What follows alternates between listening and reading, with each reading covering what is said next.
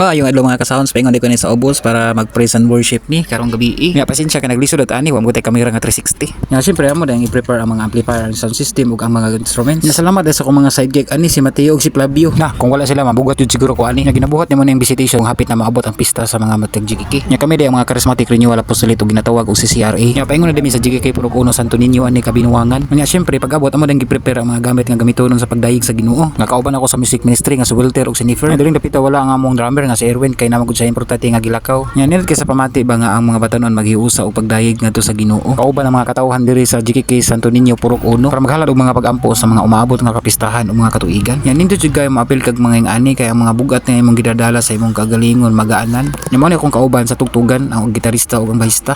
Nya diri ka tayo ang pagpaambit sa mga pulong sa Ginoo. Nya mao ni mogiya kanato sa pagkinabuhi ni ining kalibutana. Nya diri higayuna nindot kay maminaw sa mga kadaogan nga nahimo sa Ginoo sa atong kinabuhi. Nga usab ang muhatag inspirasyon ug mogiya sa atong pagkinabuhi. Ang di na to kalimtan ang Ginoo sa pagpasalamat sa mga grasya nga atong nadawat labi na sa kinabuhi nga atong naangkon karon. Nagipahulam pa para magpadayon.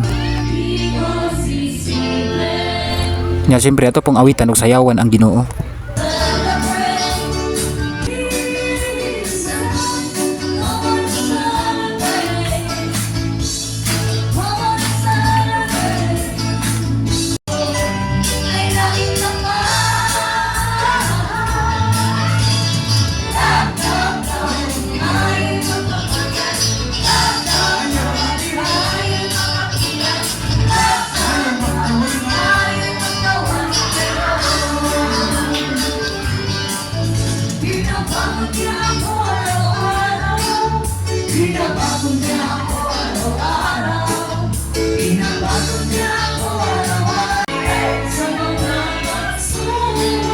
Yung man sa pag-ampog salamat amo din gisalusaluhan ang mga grasya nga nadawat sa Purok Uno nga ilang giandam. Daghang kay salamat Purok Uno Santo Niño. God bless everyone.